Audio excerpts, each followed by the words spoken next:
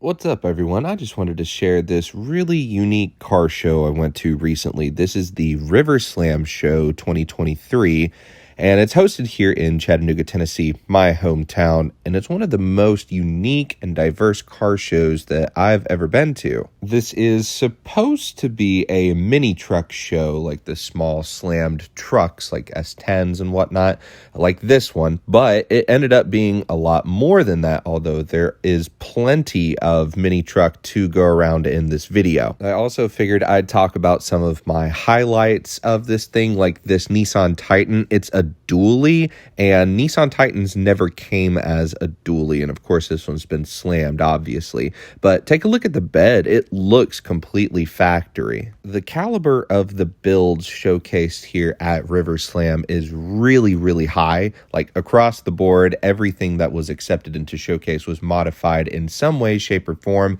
You really didn't see any stock cars out there, which was a nice sight to see. Anyway, I was a really big fan of this purple S-Dime here, slammed on those really nice billet wheels. The engine bay was tucked and shaved away, and of course it's got the tubs over the wheel wells. The interior was done up really nice, and so was the bed. Again, it's tubbed back there as well with that textured paint. And then the bed was also custom. It was a Colorado style with the taillights there, which was really cool, and the smooth bumpers.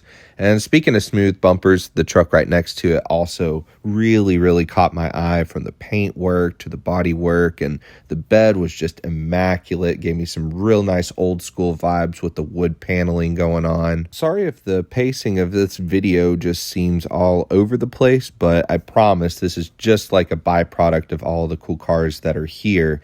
Cars, trucks, SUVs, what have you. Speaking of really cool cars, this, a very obscure car, a Ford Contour SVT with the 2.5 liter Duratec V6. Yeah, this was one of the few stock cars, quote unquote, that actually caught my eye. It's definitely a piece of history, and you don't see a lot of these. And then boom, right after that, there's another mini truck, another nice S10, and then across the way was this Mazda pickup that had a dancing bed. I'll need to get another video of this thing sometime. It's super cool. In the middle of the show field was this parking lot, and that's where a lot of the vendors were. But they also had a lot of really cool show cars, like this one right here is one of my favorites of the show. It's a Donk. These are the kind of cars I grew up with in my part of town, and this one was built by Chattown Exclusives. They do a whole lot of stuff here in town for donks, lowriders, what have you. Really cool stuff. The sheer amount of modified classic cars that were brought out really brought a smile to my face, and the fact that you could have like this sitting next to a brand new Nissan GTR, for instance, was just really showcasing the diversity of this show. And there were even a few bikes as well. But one of the coolest things in my book was that a lot of cars brought out to this show were lowriders. So you have like a 63, 64 Impala, really cool to see out and about, and they weren't just trailering these things in. I'm pretty sure I saw every single one of these cars drive in and out of the show, which is kind of a rarity these days, especially for cars of this age. And if you're unfamiliar with the lowrider scene, just know that these guys go all out whenever it comes to detail, even with their RC cars. Like this guy brought out a little remote controlled hopper car. It was so cool to see. Even the trunk was operated from the remote. Really unique thing to see.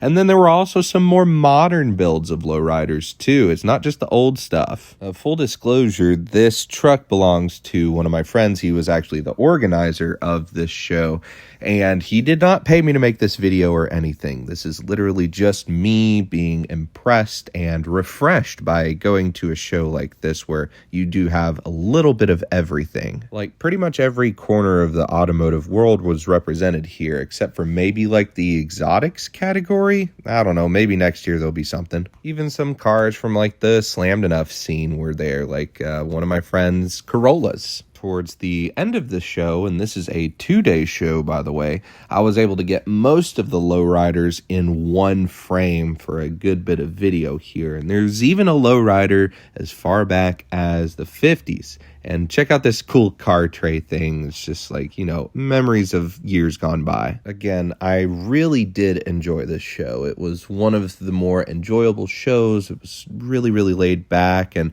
there was even some stunts going on at the end in the parking lot with the lowrider guys, which was a lot of fun. If you guys liked the video, let me know if you want to see more of this in the future, and I'll definitely do so. In the meantime, we'll see you in the next one.